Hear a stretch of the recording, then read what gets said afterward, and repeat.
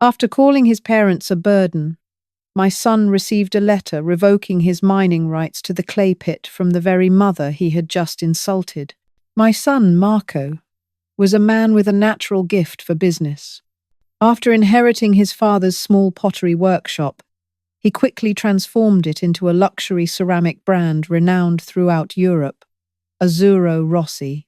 His success came swiftly, primarily due to two core elements that only my family possessed: the exclusive mining rights to a rare white clay pit in Montepulciano and the secret formula for the Azzurro Rossi blue glaze, a legacy passed down through generations of our family. Marco became wealthy, powerful, and lived in a modern glass villa that looked like a work of art. But then, my husband passed away. He was gone, and I thought I would have to live the rest of my life in loneliness, in solitude. I thought my final days would be spent in silence, left behind by my son's glamorous world. However, at the funeral, Marco stood up and became my pillar of support. He solemnly declared in front of our relatives that he would take me in and care for me. "I will never let you live alone, Mother," he said, his voice thick with emotion. Those words sounded so filial, and everyone praised him.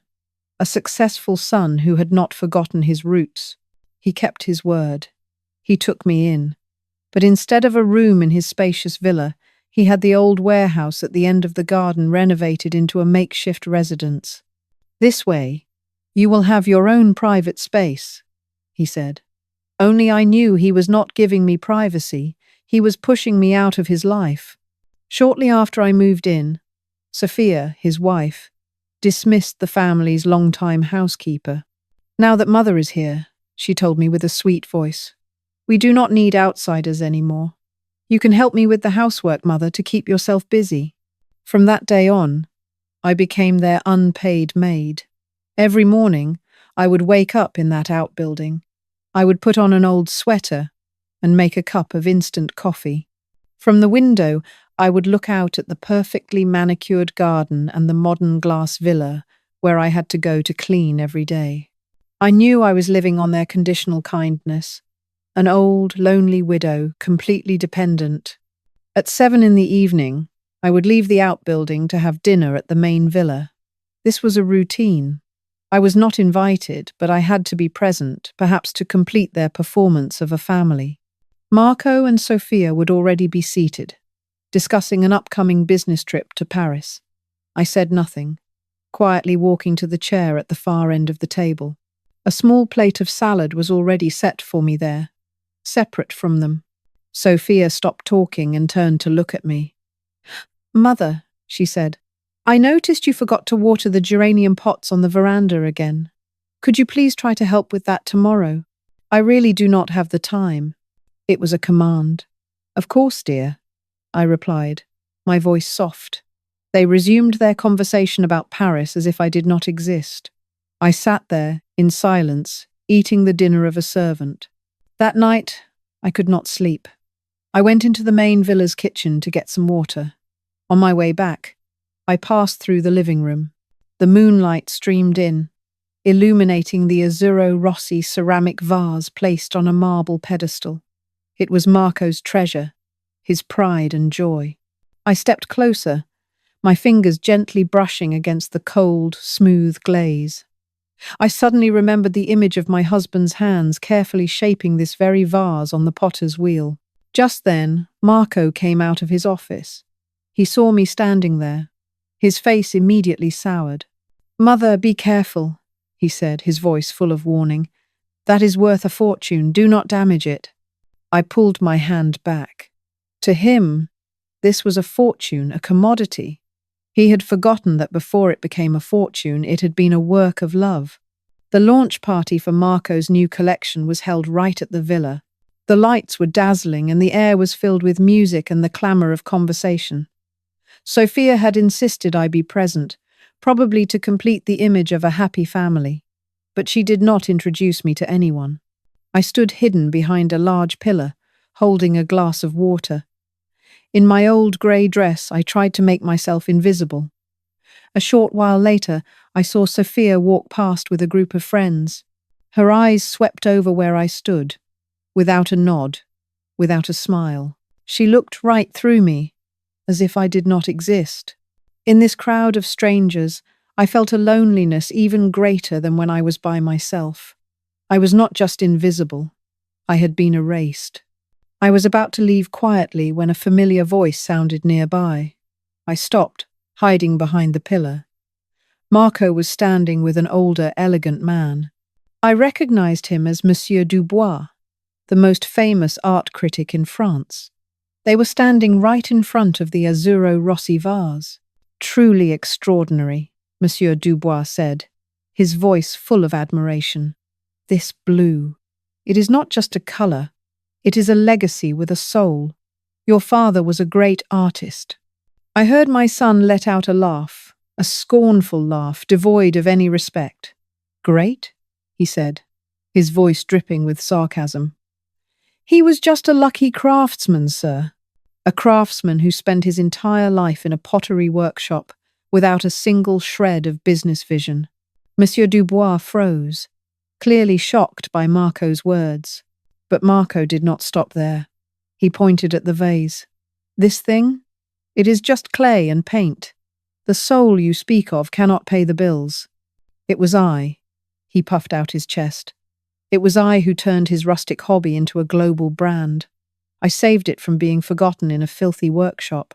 He paused, then added a final sentence, like a last knife twisting in my heart. "Just like my mother. She is also an old-fashioned legacy, clinging to my father's past. Both of them were burdens I had to carry to get to where I am today." Burden. Old-fashioned legacy. He had not only defamed his father, he had openly called his own mother a burden. He disdained everything we had created, disdained our love and sacrifice. In his eyes, we were not parents. We were just old stepping stones he had trampled on to reach his success. That was the final blow, an unforgivable betrayal. From my hiding spot behind the pillar, I had heard everything. My shoulders slumped. The strength seemed to drain from my body, but I did not cry. Tears were a luxury now. I just slowly placed the glass of water on a nearby table. I did not look at anyone. I bowed my head, letting my grey hair shield my face. And then I turned, not towards the magnificent main entrance, but towards the service exit at the end of the hallway, a narrow and dimly lit passage. My back was stooped, my steps slow, looking utterly defeated. Anyone who saw me then would have thought I had completely broken down, that I was quietly retreating to my cage in the outbuilding to resign myself to the rest of my life. That was exactly what I wanted them to think. The curtain had to fall on the act of the helpless old woman. It was time for a different person to take the stage. The next morning, just as dawn broke, a sleek black Lancia sedan quietly parked in front of the outbuilding. The back door opened, and a uniformed driver stepped out, holding the door open for me. I walked out of the outbuilding for the last time, but the person who emerged was no longer the frail old widow in a worn-out sweater. I was wearing a perfectly tailored navy blue silk suit. My silver hair was styled in a neat bun, and my eyes no longer held a look of resignation, but were sharp and full of power. I did not look back at the outbuilding, nor did I glance towards the glass villa. I walked straight to the car. The door closed smoothly, sealing me off from that artificial world. The car started moving, leaving the garden, leaving Tuscany, and heading straight for Florence. It stopped in front of an ancient, magnificent mansion on a quiet street overlooking the Arno River. An elderly butler, impeccably dressed, was already waiting at the door. He hurried down the steps and opened the car door for me. "Welcome home, Mrs. Rossi," he said, bowing respectfully. I stepped out of the car, breathing in the fresh Florentine air.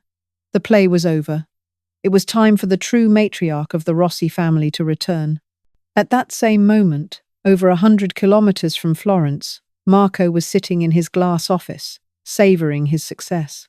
He took a sip of espresso, his fingers swiping across a tablet, rereading the articles praising the lavish party from the night before.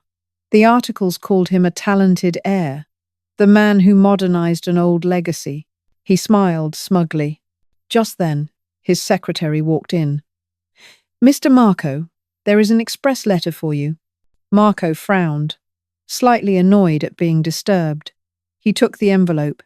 It was a thick, elegant envelope, sealed with the red wax of one of Milan's most prestigious and powerful law firms. He opened the letter, still with an air of confidence. It was probably a collaboration proposal from a major partner. He began to read. And then, the smile on his lips froze.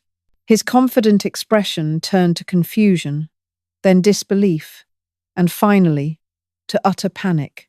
His eyes were glued to a single line, printed in bold in the middle of the page. He read it again and again, as if unable to comprehend the meaning of the words. At the request of the legal owner, Mrs. Isabella Rossi, all mining rights to the clay pit in Montepulciano, granted to your company under contract number 74B, are hereby immediately revoked, effective today. The tablet fell from his hand, hitting the floor with a dry thud. The clay pit, the exclusive source of raw materials, the very foundation of his entire Azzurro Rossi empire, was gone. His whole world was beginning to crumble. Marco drove like a madman to Florence. He could not believe it. His mother, Mrs. Isabella Rossi, the legal owner of the clay pit, that was impossible. She was just a widowed old woman, living off his pity. There had to be some mistake. He stormed into the mansion without ringing the bell. The large door was unlocked. He found me in the library, a magnificent room, with floor-to-ceiling oak-panelled walls and thousands of old leather-bound books. I was sitting in a velvet armchair, calmly reading a book, a cup of tea placed neatly beside me. "Mother!" he screamed, his voice a mixture of anger and bewilderment. "What the hell is going on? What is that letter about? How do you have the right?" I slowly closed the book and placed it on the table. I looked up at him without a trace of surprise. "Hello, Marco. You arrived sooner than I expected." My calmness seemed to enrage him further. "Reopen the clay pit now," he roared. "You cannot do this. You are destroying everything." He began to beg, to scream, pacing the room like a caged animal. But then, a flicker of confidence returned to his eyes. He believed he still held the ultimate weapon. "What do you gain from this?" he said, trying to regain his condescending tone. "Even if you have the rights to the clay pit, you cannot do anything with it. Without the clay, our family's secret blue glaze formula is useless. And only I," he pointed a finger at his chest, "only I know that formula. Only I can turn it into money." I looked at him, my son still blinded by his own arrogance. He still did not understand. He still thought he held the keys to the kingdom. I placed the book on the table, the sound of the leather cover hitting the wood making a dry sound. I looked directly into my son's eyes, which were still burning with self-satisfaction. "The formula?" I asked, my voice cold. "Do you really think your father, a master artisan, would let the most important secret of our family fall into the hands of a son who only understands money?" I slowly stood up and walked to an intricately carved antique wooden cabinet at the end of the room. I used a small silver key to open the lock. From inside, I took out an old leather-bound journal, its cover worn and faded with time. "Last night, at the party, I began. My voice even, you called our family's formula old-fashioned and rustic. You were right. What you possess is exactly that." Marco's confident expression froze. What? What are you saying?" "Your father was a cautious man," I continued, holding the journal. "Years ago, when he saw that you were only interested in commercializing the art, he knew you were not a worthy successor. So, he created a second formula and gave it to you. A simplified copy, designed to mislead the greedy. It is beautiful, it is eye-catching, it sells, but it has no soul. I paused, allowing Marco time to digest this devastating shock. The true Azzurro Rossi formula, I said, my hand gently stroking the leather cover of the journal, the formula with the soul of generations, with the secrets passed down since the Renaissance, has never left my possession. Marco staggered backward as if struck by an invisible blow. He looked at me, then at the journal in my hands, then back at me. The entire world he had built, his pride, his career, was all founded on a lie. He was just a peddler of replicas.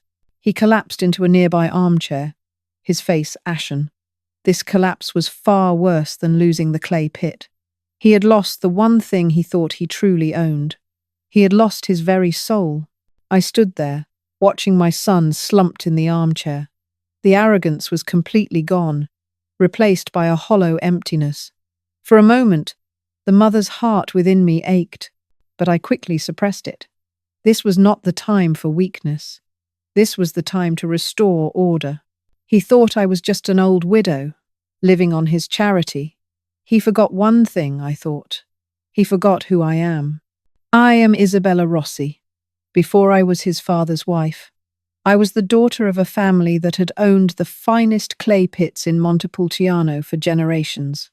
That clay pit was my dowry, transferred to his father under a marriage contract that I myself drafted. I had only temporarily granted him the mining rights, and I could always take them back. He also forgot that I was the true heir to the Azzurro Rossi formula, not his father. The secret was passed down from mother to daughter in my family. His father was merely entrusted to preserve and develop it. And now, it was in my hands. My power now was built on 3 undeniable truths he had just realized. Loss of supply. Without my clay pit, his company's entire production would be paralyzed. His empire would collapse. Loss of soul. The formula he prided himself on was a fake. The reputation he built was based on a lie.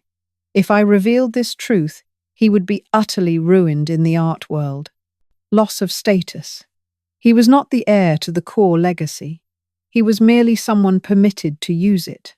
His position as the boss was an illusion created by his father and me. He had lost all his pieces. Now, the only person who could save him was also the only person who could destroy him. Me. I did not step forward to comfort him. I stood still, holding the old leather journal, and spoke, not as a mother, but as a chairwoman of the board delivering a verdict. You will have no access to the clay pit, I said, my voice cold and decisive. You will also not touch this journal, the real formula, until you have proven yourself worthy. Marco looked up, his eyes filled with desperation. Worthy? How? You have taken everything from me. I have taken nothing, I replied.